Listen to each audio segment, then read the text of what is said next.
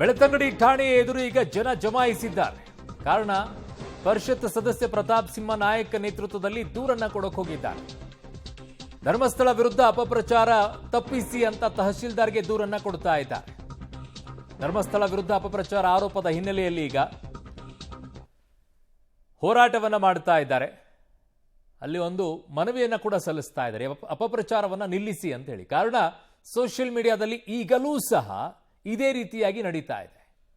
ಒಂದು ಅಂತಿಮವಾಗಿರುವಂಥ ತನಿಖೆ ಮುಗಿದ ನಂತರ ಬರುವವರೆಗೂ ಕೂಡ ತಾಳ್ಮೆಯಿಂದ ಇಲ್ಲದೇನೆ ವರ್ತಿಸ್ತಾ ಇರುವಂಥ ರೀತಿಯನ್ನು ನೋಡ್ತಾ ಇದ್ರೆ, ಬಳಕೆ ಮಾಡ್ತಾ ಇರುವಂಥ ಶಬ್ದಗಳನ್ನು ನೋಡ್ತಾ ಇದ್ರೆ, ಅವ್ರ ಮನೆಯಲ್ಲಿರುವಂಥ ತಂದೆ ತಾಯಿಗಳು ಅದನ್ನೇ ಕಲಿಸ್ಕೊಟ್ಟಿದಾರ ಅಂತ ಅನಿಸ್ತಾ ಇದೆ.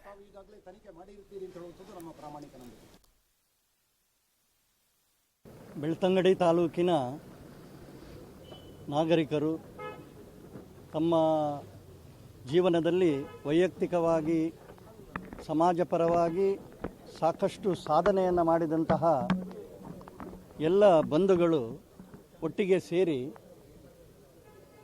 ತಹಶೀಲ್ದಾರರ ಮೂಲಕ ಸರ್ಕಾರಕ್ಕೆ ಮತ್ತು SIT ಮತ್ತು ಪೊಲೀಸ್ ಇಲಾಖೆಯ ಮೂಲಕವೂ ಸರ್ಕಾರಕ್ಕೆ ನಮ್ಮ ಮನವಿಯನ್ನು ಸಲ್ಲಿಸುವುದಕ್ಕಾಗಿ ಇಲ್ಲಿ ಬಂದಿದ್ದೇವೆ. ಕಳೆದ 13 ವರ್ಷಗಳಿಂದ ಬೆಳ್ತಂಗಡಿಯಲ್ಲಿ ಯಾವೊಂದು ಅಪಪ್ರಚಾರದ ವಾತಾವರಣದ ಮೂಲಕ ಶಾಂತಿ ಸೌಹಾರ್ದದ ವಾತಾವರಣ ಒಂದು ಅರ್ಥದಲ್ಲಿ ಕಲುಕಿದೆ. ಪರ ವಿರೋಧ ಅಂತ ಹೇಳುವಂತಹ ಭಾವನೆ ಮೂಡಿದೆ.